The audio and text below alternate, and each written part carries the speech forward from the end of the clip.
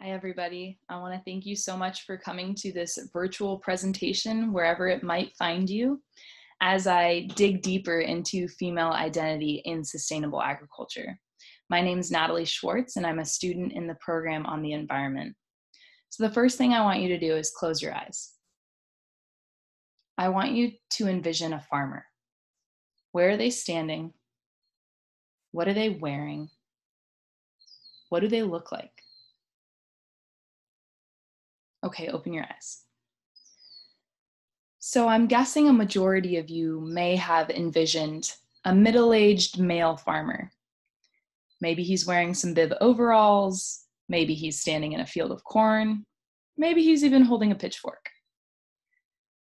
I find that super interesting because as of 2017, the United States Census of Agriculture released that from 2012 to 2017, there was a 27% increase in female producers on farms. 27%. However, white men still currently dominate the field and discourse surrounding sustainable agriculture. So there's an obvious need for an increase in visibility of these female farmers who are on the rise in this field, both literally and figuratively. So that led me to my research question. What barriers are women currently facing in sustainable agriculture? And I was inspired to ask this question because last summer I fulfilled my internship with Clark Fork Organics, an organic diversified vegetable farm in Missoula, Montana. I worked with an entirely female crew, even the dogs.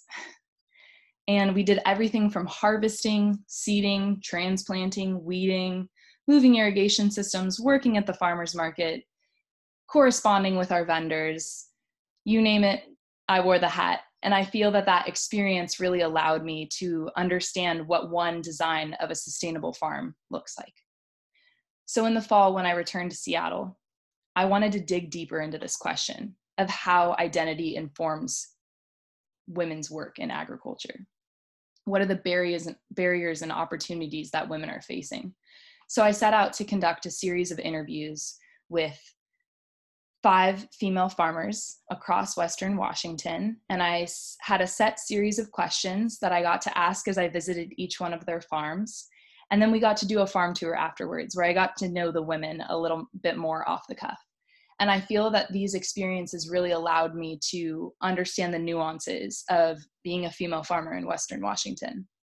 So when I went to analyze my findings, I categorized them into 3 subsections: functional barriers being something that affects the functionality or daily life of the farm, societal barriers being preconceptions or systemic policy that's really working for men and not for women, physical barriers being systems and or work that's designed for an average male physique and not an average female physique. If you look at my poster, you'll see that I have corresponding quotes from my interviews with each one of these. And I want to point out a really poignant quote from Perry Ackworth at the UW farm. She said, "If someone's going to be on a pedestal, it's not going to be a woman." And I think this gets at the beginning of this presentation. There's a 27% increase from 2012 to 2017 of female producers. Yet white males are still dominating this field. So we've addressed the barriers and we're looking at them. And I want to know how we can start breaking them down. And I think we can do that through a few ways.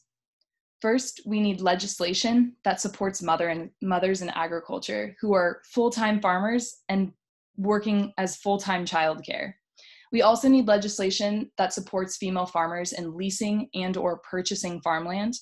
We need to increase transparency between farmers and their consumers, be it walking through a farmer's market and looking around and seeing, wow, a lot of these vendors are women, or visiting a farm that you've bought produce from before and realizing my farm producer is a female. We need to create pathways for younger women to access the field or career of sustainable agriculture outside of higher education, be that through high school programs that link graduated students to mentorships or apprenticeships where they can start working on farms. This is just a short list of the ways that we can start addressing these barriers. I want to give a special thanks to the crew at Clark Fork Organics for helping me fall in love with this work, the female farmers that I worked with, who were so gracious to give me their time. Farmers have to be the busiest people I know. Eli Wheat for creating space and excitement in this program for aspiring farmers, and my family and friends for their endless love and support. And I want to leave you with one last thing.